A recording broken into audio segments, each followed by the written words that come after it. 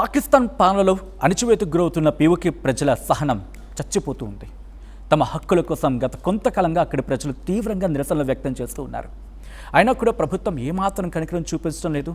పైగా నిరసనకారులపై కాల్పులకు తెగబడుతుంది. ప్రస్తుతం పీఓకేలో నిత్యావసర ధరలు, ఎలక్ట్రిసిటీ బిల్స్ పెరిగిపోవడంతో స్థానికులు తీవ్రంగా ఇబ్బందులు పడుతున్నారు. ఈ క్రమంలోనే Jammu Kashmir joint Awami action committee Jack ఒక హిస్టారికల్ అనౌన్స్మెంట్ చేసింది. ఇంతకీ ఆ అనౌన్స్మెంట్ ఏంటి? పాక్ ప్రభుత్వాన్ని పీఓకే ప్రజలు ఎందుకు వ్యతిరేకిస్తూ ఉన్నారు? ఎలాంటి తిరుగుబాటు చేయబోతూ ఉన్నారు? ఈ స్టోరీలో తెలుసుకుందాం. స్కిప్ చేయకుండా చివరి ఆఖరి వరకు చూడండి. హలో, నమస్తే, వెల్కమ్ టు అవర్ స్ట్రీమ్. నేను సచిన్.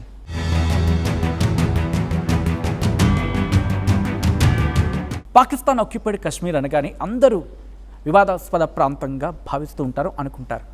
కానీ అక్కడ జీవించే లక్షలాది మంది ప్రజల కష్టాలు రోజు రోజుకి రెట్టింపు అవుతున్నాయన్న విషయం ఎంతమందికి తెలుసు? అక్కడున్న నదులపై పాకిస్తాన్ భారీ హైడ్రో ఎలక్ట్రిక్ ప్రాజెక్ట్స్ నిర్మించిందని చెప్పి మనలో ఎంతమందికి తెలుసు? ఈ ప్రాజెక్టుల ద్వారా చాలా తక్కువ ధరకే విద్యుత్ ఉత్పత్తి అవుతుంది. కానీ అక్కడి స్థానిక ప్రజలకు మాత్రం పాకిస్తాన్ ప్రభుత్వం ఊహించని రీతిలో విద్యుత్ పన్నులతో బాధిస్తూ ఉంది. ఒక బాధుడు తమ ప్రాంతం నుంచే కరెంటు ఉత్పత్తి అవుతున్నప్పటికీ తమకే భారీగా కరెంటు బిల్లుల ట్యాక్స్ విధించడం ఏంటని పాకిస్తాన్ ఆక్యుపైడ్ కాశ్మీర్ ప్రజలు తీవ్ర ఆగ్రహం వ్యక్తం చేస్తున్నారు. ఇంకోవైపు పాకిస్తాన్లో కొన్నేళ్లుగా నడుస్తున్న ఎకనామిక్ క్రైసిస్ ప్రభావం పీఓకేపై తీవ్రంగా పడుతూ ఉంది. నిత్యావసర ధరలు ఆకాశాన్ని అంటుతూ ఉన్నాయి. పాక్ ప్రభుత్వం సబ్సిడీలను కూడా కట్ చేయడంతో సామాన్య కుటుంబాలు ఆకలితో అలమటిస్తూ ఉన్నాయి, అల్లాడిపోతూ ఉన్నాయి.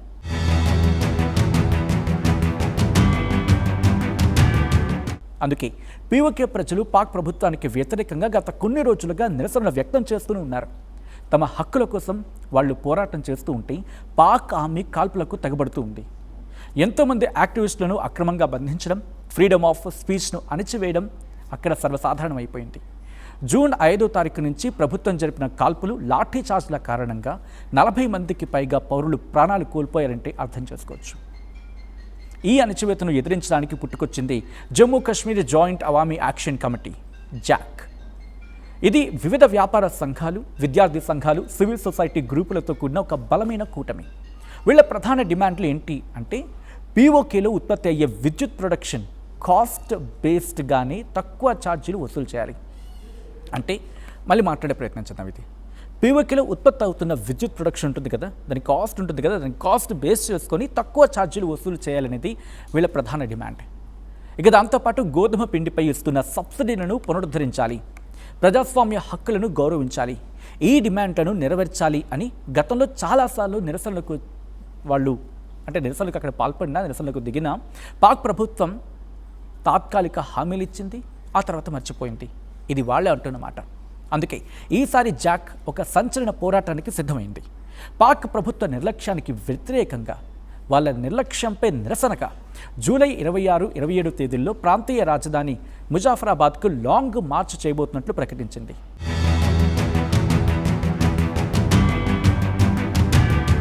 ఈ లాంగ్ మార్చ్కి పీఓకేలోని వివిధ మూలల నుంచి రావల్కోట్, మీర్పూర్, కోట్లీ, పూంచ్ ఈ ప్రాంతాల నుంచి వేలాది మంది ప్రజలు, యువకులు, మహిళలు ముజాఫరాబాద్ వైపు తరలి వస్తూ ఉన్నారు. దీన్ని అడ్డుకోవడానికి పాక్ సర్కార్ తీవ్రంగా ట్రై చేస్తుంది. సెక్షన్ 144 విధించింది, ఇంటర్నెట్ సర్వీసెస్ని నిలిపేసింది, రోడ్లని బ్లాక్ చేసింది, ఇలాంటి చర్యలకు పాల్పడింది. అలాగే ఎక్స్ట్రా ఫోర్సెస్ని రంగంలోకి దించింది. దీంతో అక్కడ తీవ్రమైన ఉద్రిక్త పరిస్థితి నెలకొంది. ఇక పాకిస్తాన్ ఆక్యుపైడ్ కాశ్మీర్లో ముదురుతున్న ఈ నిరసనలు పాక్ ప్రభుత్వానికి పెద్ద తలనొప్పిగా మారిపోయాయి. ఇప్పటికీ ఇంటర్నేషనల్ మానిటరీ ఫండ్ లోన్స్ కోసం అప్పుల ఊబిలో కూరుకుపోయిన పాకిస్తాన్ ఆక్యుపైడ్ కాశ్మీర్ ప్రజలకు కనీస సౌకర్యాలు కల్పించలేకపోతూ ఉంది. మరోవైపు పీఓకే చట్టబద్ధంగా భారత్లో భాగమని భారత్ ఎప్పటికప్పుడు క్లియర్గా చెప్తూ ఉంది. అక్కడి ప్రజలపై జరుగుతున్న మానవ హక్కుల ఉల్లంఘనలని భారత్ ఇంటర్నేషనల్ ఫోరమ్స్లో ప్రశ్నిస్తూనే ఉంది. ఇంకోవైపు పాక్ అధికారులు, జాక్ నేతల మధ్య జరిగిన చర్చలు కూడా ఏకాభిప్రాయానికి రాలేకపోతూ ఉన్నాయి. దీంతో మళ్లీ నిరసనలు ఉధృతంగా మారాయి. జూలై 26న మీర్పూర్ డివిజన్ నుంచి ప్రారంభమైన ఈ నిరసనలు ఇప్పుడు ముజాఫరాబాద్లోని అసెంబ్లీ ముట్టడి వైపు లాంగ్ మార్చ్ చేస్తూ ఉన్నాయి.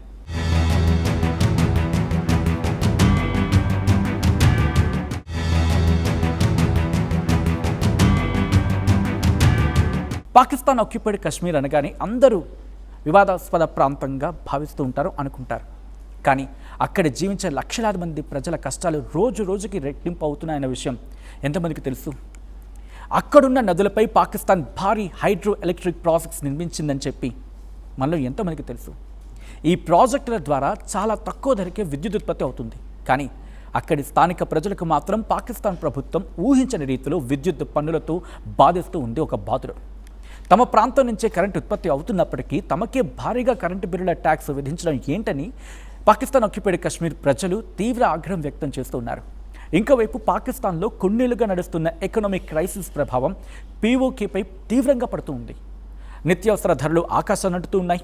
పాక్ ప్రభుత్వం సబ్సిడీలను కూడా కట్ చేయడంతో సామాన్య కుటుంబాలు ఆకలితో అలమటిస్తూ ఉన్నాయి, అల్లాడిపోతూ ఉన్నాయి.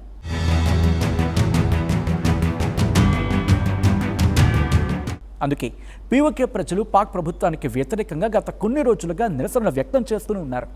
తమ హక్కుల కోసం వాళ్ళు పోరాటం చేస్తూ ఉంటే పాక్ ఆర్మీ కాల్పులకు తెగబడుతూ ఉంది. ఎంతోమంది యాక్టివిస్టులను అక్రమంగా బంధించడం, ఫ్రీడమ్ ఆఫ్ స్పీచ్ను అణిచివేయడం అక్కడ సర్వసాధారణమైపోయింది. జూన్ 5వ తారీఖు నుంచి ప్రభుత్వం జరిపిన కాల్పులు, లాఠీ చార్జ్ల కారణంగా 40 మందికి పైగా పౌరులు ప్రాణాలు కోల్పోయారంటే అర్థం చేసుకోవచ్చు. ఈ అణచివేతను ఎదిరించడానికి పుట్టుకొచ్చింది Jammu Kashmir joint Awami action committee JAC. ఇది వివిధ వ్యాపార సంఘాలు, విద్యార్థి సంఘాలు, సివిల్ సొసైటీ గ్రూపులతో కూడిన ఒక బలమైన కూటమి. వీళ్ళ ప్రధాన డిమాండ్లు ఏంటి అంటే పీఓకేలో ఉత్పత్తి అయ్యే విద్యుత్ ప్రొడక్షన్ కాస్ట్ బేస్డ్గానే తక్కువ ఛార్జీలు వసూలు చేయాలి.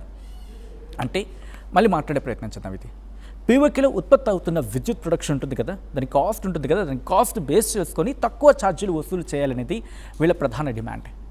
ఇక దాంతోపాటు గోధుమ పిండిపై ఇస్తున్న సబ్సిడీలను పునరుద్ధరించాలి, ప్రజాస్వామ్య హక్కులను గౌరవించాలి, ఈ డిమాండ్లను నెరవేర్చాలి అని గతంలో చాలాసార్లు నిరసనలకు అక్కడ పాల్పడిన, నిరసనలకు దిగిన పాక్ ప్రభుత్వం తాత్కాలిక హామీలు ఇచ్చింది, ఆ తర్వాత మర్చిపోయింది. ఇది వాళ్ళే అంటున్నమాట. అందుకే ఈసారి జాక్ ఒక సంచలన పోరాటానికి సిద్ధమైంది. పాక్ ప్రభుత్వ నిర్లక్ష్యానికి వ్యతిరేకంగా, వాళ్ళ నిర్లక్ష్యంపై నిరసనగా జూలై 26, 27 తేదీల్లో ప్రాంతీయ రాజధాని ముజాఫరాబాద్కు లాంగ్ మార్చ్ చేయబోతున్నట్లు ప్రకటించింది.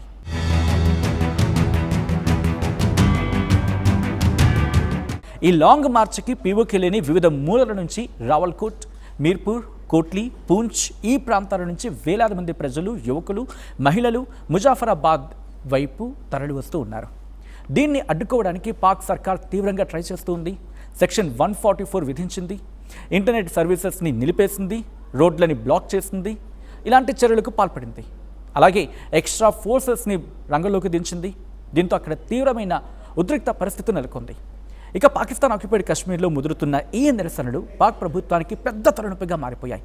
ఇప్పటికీ ఇంటర్నేషనల్ మానిటరీ ఫండ్ లోన్స్ కోసం అప్పుల ఊబిలో కూరుకుపోయిన పాకిస్తాన్ ఆక్యుపైడ్ కశ్మీర్ ప్రజలకు కనీస సౌకర్యాలు కల్పించలేకపోతూ ఉంది. మరోవైపు పీఓకే చట్టబద్ధంగా భారత్లో భాగమని భారత్ ఎప్పటికప్పుడు క్లియర్గా చెప్తూ ఉంది. అక్కడి ప్రజలపై జరుగుతున్న మానవ హక్కుల ఉల్లంఘనలని భారత్ ఇంటర్నేషనల్ ఫోరమ్స్లో ప్రశ్నిస్తూనే ఉంది. ఇంకోవైపు పాక్ అధికారులు, జాక్ నేతల మధ్య జరిగిన చర్చలు కూడా ఏకాభిప్రాయానికి రాలేకపోతూ ఉన్నాయి. దీంతో మళ్లీ నిరసనలు ఉధృతంగా మారాయి. జూలై 26న మీర్పూర్ డివిజన్ నుంచి ప్రారంభమైన ఈ నిరసనలు ఇప్పుడు ముజాఫరాబాద్లోని అసెంబ్లీ ముట్టడి వైపు లాంగ్ మార్చ్ చేస్తూ ఉన్నాయి.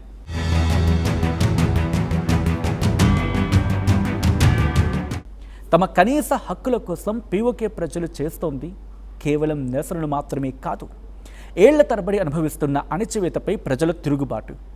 మరి దీనిపై మీ అభిప్రాయం ఏంటి? పాక్ ప్రభుత్వం ఈ ప్రజా ఉద్యమాన్ని అణచివేయగలుగుతుందా, లేకపోతే ప్రజల డిమాండ్లకు తలగ్గుతుందా? మీ అభిప్రాయం ఏంటి కామెంట్ చేయండి. అండ్ ఇలాంటి ఇంట్రెస్టింగ్ స్టోరీస్ కోసం వెంటనే ఆ స్ట్రీమ్ ఛానల్ని సబ్స్క్రైబ్ చేసుకోండి, కింద బెల్ ఐకాన్ ఉంటుంది. అండ్ మీకు ఇంకా ఎటువంటి స్టోరీస్ కావాలి, ఎటువంటి ఇన్డెప్త్ అనాలిసిస్ ఉన్న స్టోరీస్ కావాలో కింద కామెంట్ సెక్షన్లో మెన్షన్ చేసే ప్రయత్నం చేయండి. అండ్ ఇదే స్టోరీని, మీకు ఇంట్రెస్టింగ్ అనిపిస్తున్న స్టోరీని మీ ఫ్రెండ్స్ కానీ మీ ఫ్యామిలీస్ కానీ షేర్ చేయాలనుకుంటే వెంటనే షేర్ బటన్ ఉంటుంది, వెంటనే షేర్ బటన్లో క్లిక్ చేసి షేర్ చేయండి ఈ స్టోరీని.